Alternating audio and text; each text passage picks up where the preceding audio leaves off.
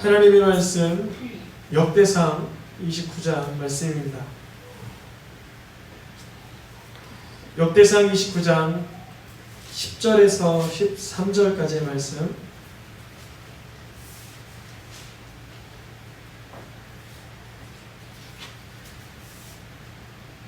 네 구절의 말씀을 한 절씩 교독하여서 읽겠습니다. 다윗이 온 회중 앞에서 여호와를 송축하여 이르되, 우리 조상 이스라엘의 하나님 여호와여, 주는 영원부터 영원까지 송축을 받으시옵소서. 여호와여, 위대하심과 권능과 영광과 승리와 능력이 다 주께 속하였사오니 천지에 있는 것이 다 주의 것이었으리라. 여호와여, 주권도 주께 속하였사오니 주는 높으사 만물의 머리이시니이다. 부와 귀가 주께로 말미암고 또 주는 만물의 주제가 되사 손에 원세와 능력이 있사오니 모든 사람을 크게 하심과 강하게 하심이 주의 손에 있나이다. 우리 하나님이여, 이제 우리가 주께 감사하오며 주의 영원한 이름을 찬양하나이다. 아멘. 우리가 7월 한 달 여름 동안에 예비하라라는 주제로 말씀을 쭉 듣다가 이제 오늘 8월 첫 주가 되었습니다. 8월 달 말씀의 주제를 같이 읽어보겠습니다. 하나님의 경영하심. 우리 새생명교회는 사업하시는 분들이 참 많으세요. 한 거의 10가정 가까이 되시죠. 많은 가정이 사업을 하고 계시는데요. 그 사업장에 하나님의 운행하심, 하나님의 임재가 있기를 축원합니다. 아멘. 하나님께서 일하여 주시고 도움을 주시고 은혜를 부어 주시기를 축복합니다. 아멘. 하나님의 경영하심이라는 주제로 8월 한 달 말씀을 증거합니다. 한 보름 전 정도부터 주님 주신 말씀인데요. 야, 하나님이 경영하시면 참 좋겠다. 하나님이 운영하시면 참 좋겠다. 먼저는 우리 심령을 하나님이 운영하시길 축원합니다. 아멘. 우리 마음 얼마나 참 연약합니까? 부족합니까? 그러나 하나님이 우리 심령 가운데 좌정하셔서 경영하여 주시고 운영하여 주시길 원합니다. 또 우리 각 가정 있죠. 가정. 자녀들이 있고 출가한 자녀가 있고 부모가 있고 조모가 있고 손주가 있는데 우리 가정에도 하나님의 경영이 누려지기를 축원합니다. 하나님의 가정을 다스려지기를 축원합니다. 또한 여러분 하고 계신 그 사업장에, 직장에, 또한 학업에 하나님의 일하심, 주님의 손길이 누려지기를 축원합니다. 세상 만물을 하나님께서 말씀으로 지으셨습니다. 이걸 믿는 것을 능력이라 그럽니다. 참 능력이에요. 하나님이 말씀으로 세상을 만드시고 창조하시고 질서와 조화를 그 가운데 심어 놓으시고 지금도 천체 만물을 운영하고 계심을 신뢰하는 것이 능력입니다. 아멘. 그리고 이 신앙이 있기를 축원합니다. 수많은 유태인들 가운데 노벨상 유능한 사람들이 나온 까닭이 그들이 아직 예수를 구주로 고백하지 못하는 이들이 90%가 넘지만 95%가 넘지만 그들은 어려서부터 창조의 하나님을 신뢰합니다. 창조의 하나님을 인정합니다. 그러니 아이들이 영특하고 탁월하고 아주 통찰력 있을 수밖에 없죠. 우리 아이들이 하나님을 믿는 믿음 안에서 자라기를 축원합니다. 아멘. 세상 만물을 하나님께서 말씀으로 지으셨기 때문에 누구의 소유예요? 하나님의 소유죠. 그렇게 우리 모두는 베드로전서 4장 10절 말씀처럼 하나님의 은혜로 맡기신 것을 받아 섬기는 청지기입니다. 서로 이렇게 인사 나누면 좋겠습니다. 우리는 청지기입니다. 우리는 선한 청지기입니다. 나의 시간도 내 것이 아니고 나의 물질도 건강도 재능도 형편도 나의 마음도 심령도 내 것이 아닙니다. 받아가지고 사용하는 선한 청지기입니다. 우리가 누구는 많이 가졌든 누구는 조금 가졌든 누구는 무엇을 가졌든 우리 모두에게 허락하신 것은 다 하나님께로부터 왔습니다. 이것이 인정될 때 우리는 피조물된 청지기적인 삶을 살아갈 수가 있습니다. 예수님께서도 누가복음 12장 42절에 누굴 찾고 계셨냐면 지혜 있고 진실한 청지기를 찾고 계셨어요. 여러분, 의문이 듭니다. 저는 이 순간 의문이 들었어요. 어떤 의문이 들었냐면, 아니 하나님이 경영하시는데, 하나님이 주가 되시는데 왜 예수님은 진실하고 지혜 있는 청지기를 찾으실까? 하나님이 하신다면서, 하나님이 일하신다면서, 하나님이 경영하신다면서, 하나님이 주인이라면서 왜 지혜롭고 충성되고 진실한 청지기를 찾고 계실까? 하나님의 경영하심의 핵심은 청지기적인 삶을 사는 그 사람을 통하여 일하시기 때문에 그렇습니다. 하나님은 물론 세상 만물을 지휘하시고 다스리시고 운영하시는데 그것을 누구를 통해 하시길 원하시냐면 하나님을 경외하는 사람을 통하여 하기 원하세요.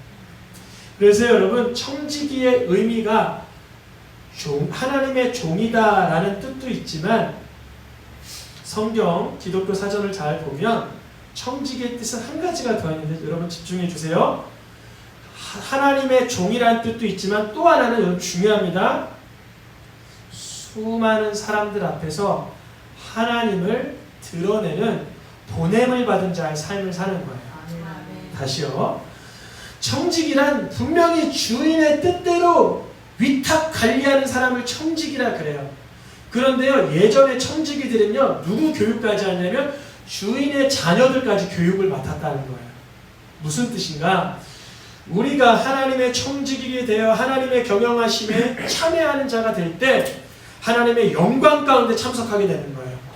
우리가 세상에서 맞아, 나는 하나님께 부여받은 청지기적인 삶을 살아야 돼. 그 삶을 사는 모습이 사람들에게 모델이 되는 거예요.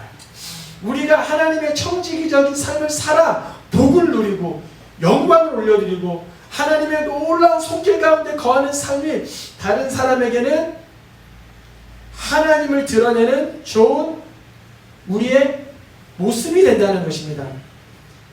마치 수많은 하나님을 인정하지 않는 사람들의 앞에서 우리는 청지기적인 그 삶을 통하여 그네들에게 하나님을 나타내는 삶을 사는 거예요.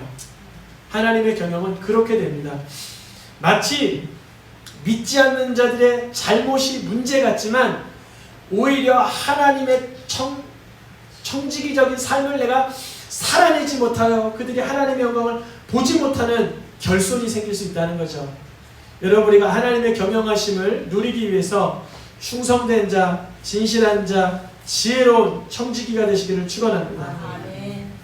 요셉은 그 주인의 모든 것을 맡을 때 참 지혜롭게 충성스럽게 수고하였지만 주인의 경계선에는 침범하지 않았어요. 누가요? 요셉이. 우리도 마찬가지예요. 하나님의 뜻을 받들어 순종하고 하나님의 경영하심에 참여하지만 하나님의 영역을 넘지 않는 겸손과 절제가 필요하는데 그게 뭐라며? 말씀입니다. 하나님의 말씀으로 우리가 다스려져야 합니다. 우리가 8월 한 달 동안 하나님의 경영하심이라는 주제로 말씀이 증거될 때 먼저 그 하나님의 말씀이 우리 삶을 간섭해 주시기를 축원합니다. 우리 삶을 이렇게 다스려 주시기를 축원합니다. 우리의 삶의 현장에서 하나님의 섭리가 맛빠지기를 축원합니다. 우리가 5주, 8월이 5주인데요. 오늘 첫 주는 제목을 읽어보겠습니다. 만물을 경영하시는 하나님. 여기서 오늘의 중요한 또 부분이 있는데요. 만물이라고 하면 뭐뭐가 포함되죠? 해, 달, 별, 산, 바다, 강, 시냇물, 조그만 모래 아래서부터 커다란 천체까지를 만물이라 그러죠. 그런데요, 이 만물에 여러분 또 하나 기억해야 되는 것은 방금 말씀드린 것은 자연과학 영역에서 말하는 것들이에요. 지구과학이나 생물이나 질이나 물리에서 말하는 것들을 방금 말했는데요. 만물을 경영하시는 하나님이라고 말할 때 해와 달과 별과 산과 강과 바다와 식물, 동물, 동식물만 말하는 것이 아니라 인문, 사회 영역에서 다루고 있는 사람의 문화, 사회, 정치, 경제, 원리까지도 하나님이 간섭하고 계십니다. 아멘입니까? 오늘 포커스를 좀 거기에 나중에는 맞출 거예요. 여러분들이 이 설교의 흐름을 잘 따라와 주시면 좋겠어요. 만물을 경영하시는 하나님이라고 하면 그렇지, 해와 달과 별을 하나님께서 천체가 운행하게 하시지, 계절이 또 봄, 여름, 가을, 겨울 바뀌게 하시지, 그것뿐 아니라 사람의 마음, 심령, 정신, 감정, 의지, 믿음을 누가? 하나님께서 경영하신다. 아멘. 그것을 말씀을 통해서 우리가 찾아 누리시기를 축원합니다. 8월 한 달 동안 말씀에 5주간 이렇게 이어지는데, 오늘은 만물을 경영하시는 하나님에게 좀 집중을 해보고요. 두 번째 주는 무엇을 전해요? 하나님의 경영 전략. 우리도 회사마다 그 전략이 있죠. 무슨 뭐 박리담회 하는 데도 있고, 박리담회보다는 상품의 가치를 확 높여가지고 명품으로 파는 데도 있고, 또 손살같이 세상 속도전에 걸맞춰서 사는 사람이 있는가 하면 대대에 이르는 장인 정신으로 옛것을 고수하는 데도 있고요. 다 그것을 뭐라 그래요? 전략이라 그래요. 전략이 그때그때마다 바뀌긴 하지만 하나님에도 경영에 무엇이 있다고요? 전략이 있다고요. 그래서 다음 주는 하나님의 경영 전략에 대해서 하는데요. 많은 사람들이 이렇게 생각해요. 하나님의 경영 전략은 인과응보야, 권상징악이야. 100% 틀린 말은 아니지만 100% 맞는 말도 아니에요. 그래서 다음 주에는 하나님의 경영 전략이 무엇인지, 세 번째 주는 무엇을 선포해요? 경영하지 말고 경배하라. 우선순위에 관해서 증거하려고 하고요. 네 번째 주 읽어보겠습니다. 하나님의 뜻이, 오직 하나님의 뜻이 이루어진다. 하나님의 절대 주권에 관해서 증거하려고 하고요. 마지막 주에는요, 하나님의 경영을 누리는 방법. 우리가 하나님의 경영하심을 머리로 알지만 누리지 못하면 얼마나 아쉽습니까? 당연한 정답이지만 먼저 말씀드리면 예수 그리스도 안에 들어갈 때 그 경영을 누릴 수 있다는 것입니다. 오늘 말씀에 본문으로 다시 들어가서 모든 만물은 하나님의 손길을 알고 있습니다.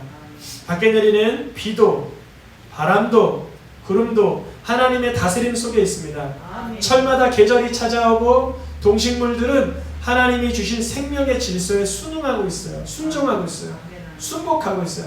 여러분 가끔 여러분 동물의 왕국이나 이런 거 보실 테지만, 저는 한 3, 4개월 전에 2개월 전인가요? 저걸 봤어요. KBS 창사 특집으로 만든 36.5도인가 37.5, 지구가 몇 도 기울어져 있죠?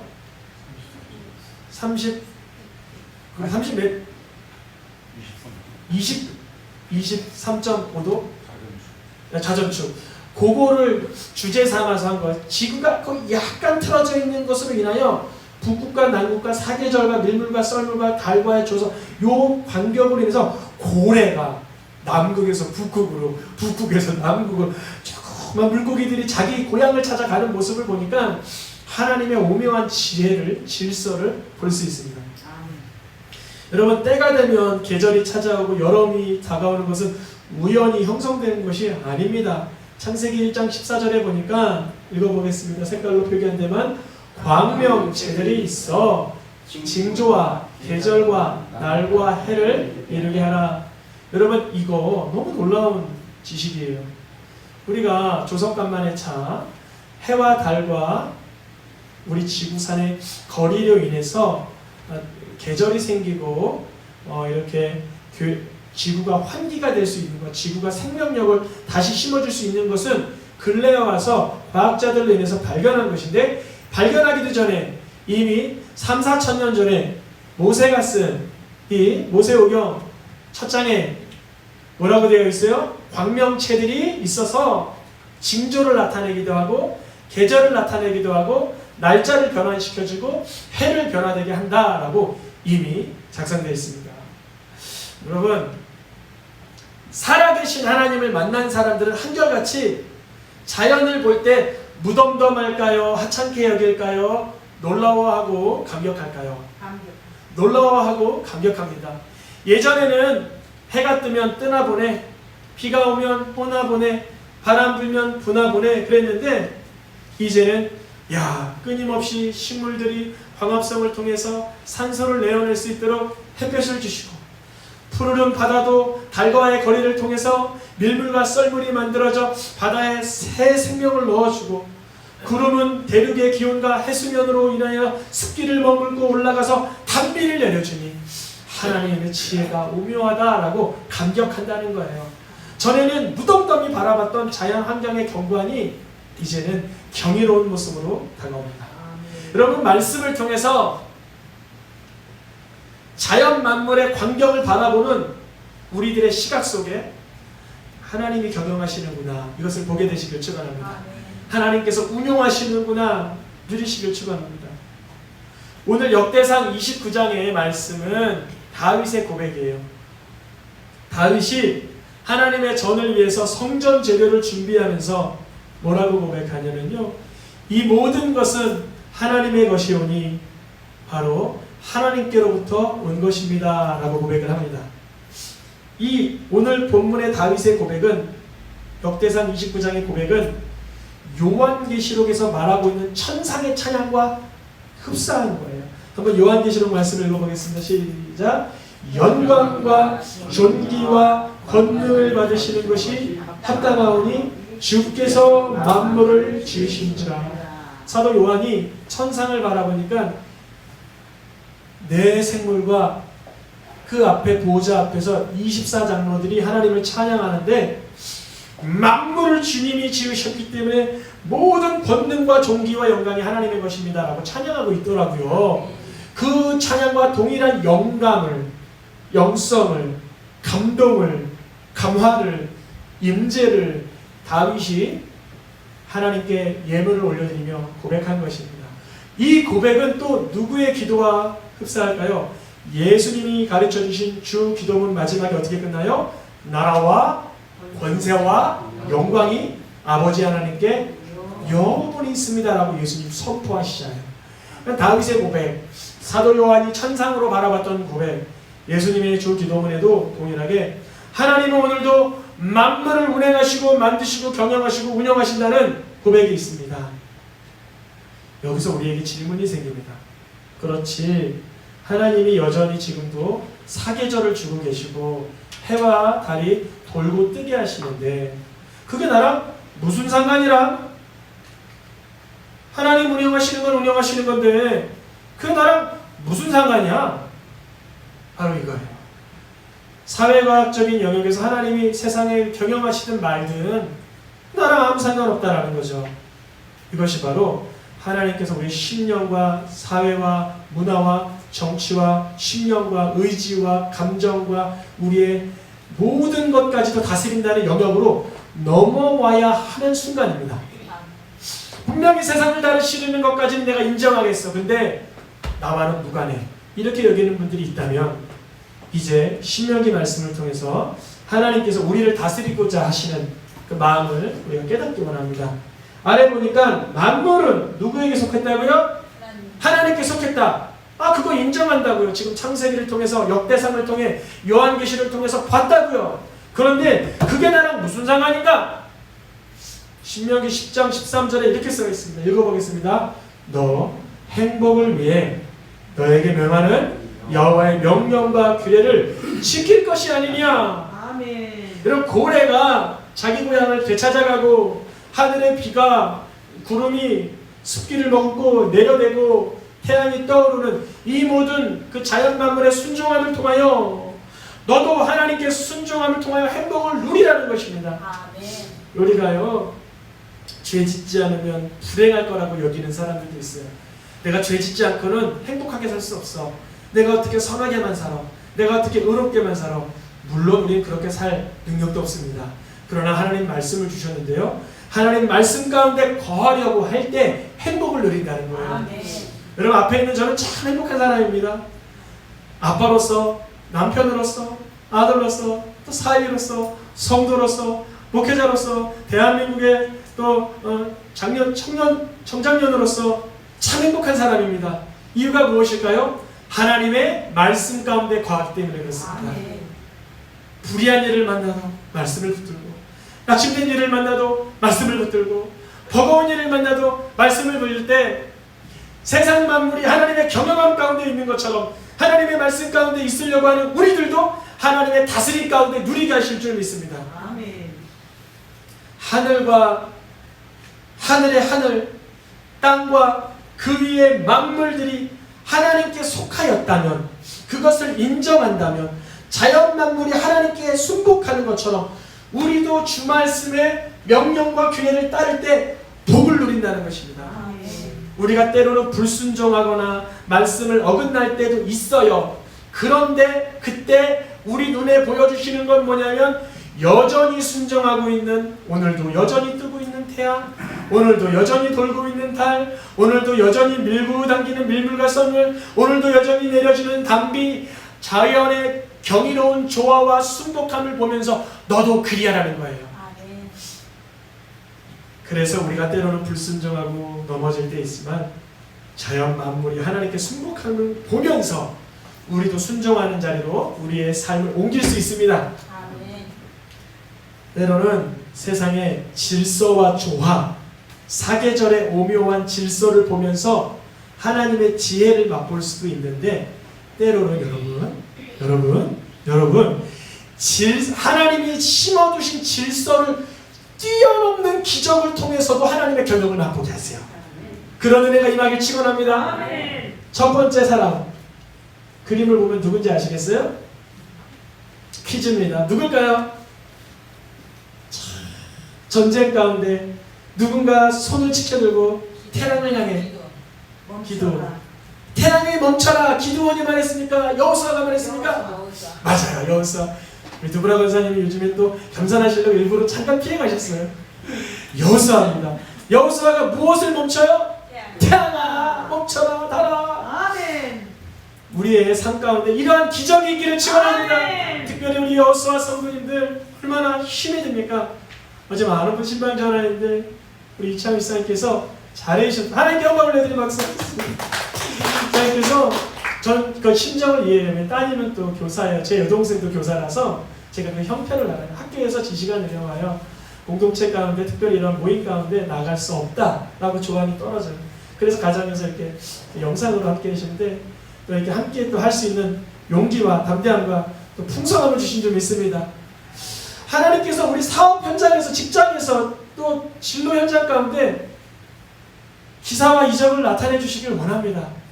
그러한 모습을 통하여 우리가 더 하나님의 말씀이 어떻게 하게 될까요?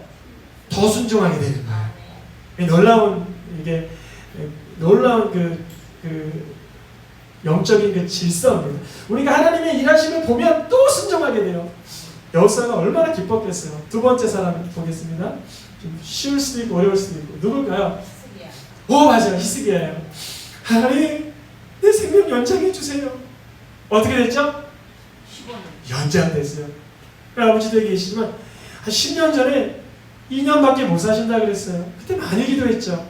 어떻게 그럴 수 있습니까? 어떻게 2년밖에 못 사십니까? 근데 주님이 10년 이상, 20년 이상, 30년 이상 연장시켜 주시길 믿습니다. 아멘. 그때 하나님께 영광을 올려드리는 거예요. 남은 여생을. 여러분 삶 가운데 기적이 필요한 부분이 있을 거예요. 만물을 경영하시는 하나님께서 여러분에게 기적을 베풀어 주실 줄 믿습니다. 아멘. 마지막으로 세 번째 사람 보겠습니다. 너무 쉬운 거 우리 어린이들이 맞춰볼까요? 누구예요? 노아. 그렇죠. 노아도 물과 관계가 있는데 노아는 물 위에 떴고 물을 가른 분이 누구죠? 맞아요. 모세예요. 물에 떠 있으면 노아고 물을 가르면 모세. 맞아요. 우리 권사님도 기도원인가 했으니까 우리도 어린이들도 충분히 잠깐 그럴 수 있어요.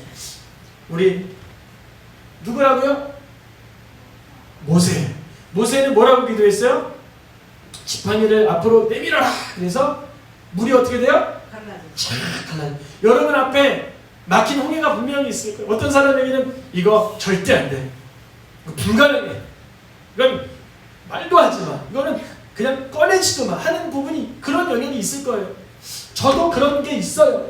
그때 여러분 만물을 경영하시는 하나님을 맛보는 찬스인 줄 믿습니다. 아멘. 사람 간의 관계, 금융 간의 관계, 어떠한 진로 간의 관계, 법정적인 문제 어떤 거라도 주님 내 삶을 가로막고 있는 홍해와 같은 문제입니다. 모세를 통하여서도 만물을 경영하시는 하나님께서 기사와 이적을 나타냈던 것처럼 여호수아와 아버지 하나님 히스기야를 통해서도 해를 멈추고 하셨던 것처럼 내 삶에서도 하나님의 만물을 경영하심을 보게 하여 주옵소서. 하나님의 기적을 경험하면서 자연 세상 만물은 분명히 하나님의 운영한 가운데 있지만 그때마다 새롭게 하나님은 또 그것을 다스리고 계시죠. 성경에 보면 이런 하나님의 초월적인 능력을 통하여 하나님을 만나게 된 사람들이 많죠. 죽었다 살아난다든지 병이 낫다라든지 뭐 이런 놀라운 사건을 통해서 하나님의 그 전능하심을 경험하게 되죠. 성경에 보면 하나님의 능력을 가장 많이 나타냈던 사람 중에 한 사람이, 대표적인 사람이 엘리야예요. 엘리야는 막 불이 떨어지고 그랬었잖아요. 엘리야보다 갑절의 영감으로 2배 정도 기적을 나타낸 사람이 누구죠? 엘리사. 엘리사는 한 2배 정도의 기적을 나타냈어요. 숫자를 세보면 엘리야가 7개면 엘리사는 14개 정도 돼요. 제가 숫자를 세봤거든요. 표로도 만들었었어요. 그러면 엘리야보다 2배가 엘리사. 엘리사보다 수배는 더하게 이 땅에서 하나님의 다스리심을 그대로 보여주신 분이 있으니 바로 예수 그리스도예요. 예수님은요, 이 땅에서 하나님이 경영하심을 병자들을 만나면 그냥 낫게 해주세요. 아니 손도 안 대도 나아요. 아니 말씀만 하셔도 거리가 멀어도 나아요. 와, 이 사람들이 놀랄 일이죠. 예수님이 물 위도 걸으시고 파도를 명령하시기도 하고 죽은 자를 일으켜 세우시기도 하시고 관에다가 손을 얹으니 그냥 청년이 일어나 버리고. 그러니까 예수님은 무슨 얘기를 하고 싶은 거냐면 이거예요. 나는 질서 너머에 있는 하나님의 아들이다라는 거예요. 우리는 질서 속에서 있는 피조물이에요. 예수님은 질서 너머에, 질서를 만드신 분이 그렇다고 깨뜨리진 않아요. 필요에 따라 하나님의 영광을 위해서 그것을 넘어서는 것이지, 예수님이 맨날 뭐 갈릴리 갈 때마다 맨날 무리를 걸어 다녔으면 좀 이상하잖아요.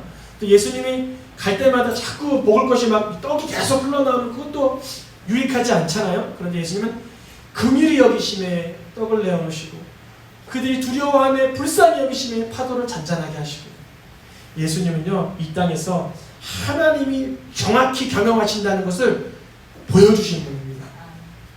그런데 여러분 여기서 이제 점점 결론으로 넘어가야 되는데, 하나님의 경영하심을 100% 순종하시고 100% 인정하시고 100% 보여주신 분이 예수님인데, 그 예수님이 십자가에서 죽으셨다는 거예요. 이상하잖아요. 여러분 죽음의 질서를 만든 분이 누구예요? 하나님. 왜 죽도록 허락하셨죠? 말씀을 어긋났으니까. 그래서 아담과 하와에게 너희들 말씀을 어긋나면 선악과를 따먹으면 정령 죽으리라 그랬는데, 가장 먼저 죽은 사람이 가인이에요? 아벨이에요? 아담이에요? 하와. 누가 인생들 중에 가장 먼저 죽은 사람이 누구죠? 아벨이라는 거예요. 이게 바로 복음의 비밀이에요. 복음의 비밀.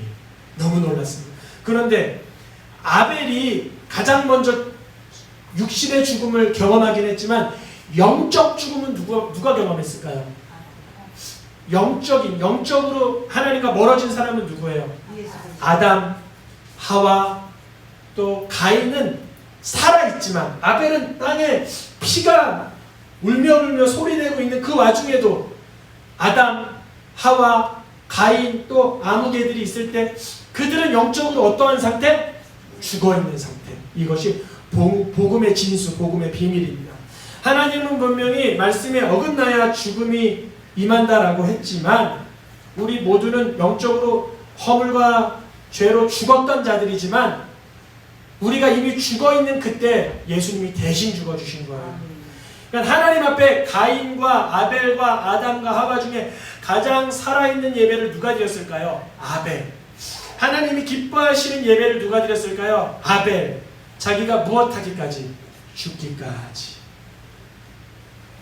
세상 만물을 다스리시는 하나님을 아는 자는요, 내 죽음까지도 주님께 맡겨드립니다. 왜 그러냐면 죽음 이후에 하나님의 다스리심은 끝나지 않기 때문에 그래요. 스데반이 죽어도 하나님의 영역이 벗어난 것이 아니죠.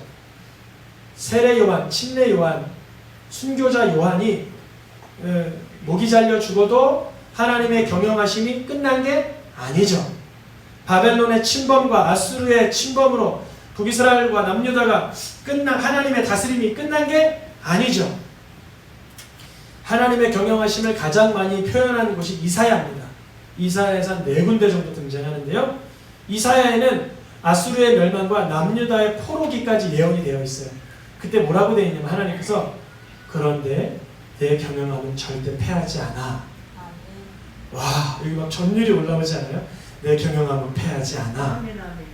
와, 분명히 바벨론이 침공했는데 성벽은 무너져 내렸는데 형체는 없는데 나는 내 경영은 패하지 않아.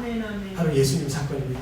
예수님의 십자가 사건이 이 세상 자연과학 영역만 다스리는 하나님이 아니라 사람의 심령까지도 다스리는 하나님이라는 것을 표출한 결정적 사건입니다. 하나님은요, 영적으로 하나님의 말씀을 겸하면서 죽은 우리들이 예수님의 우리를 대신하여 죽으심으로 우리의 영혼의 눈이 떠지기를 원하셨던 거예요. 그게 하나님의 경영 원리예요.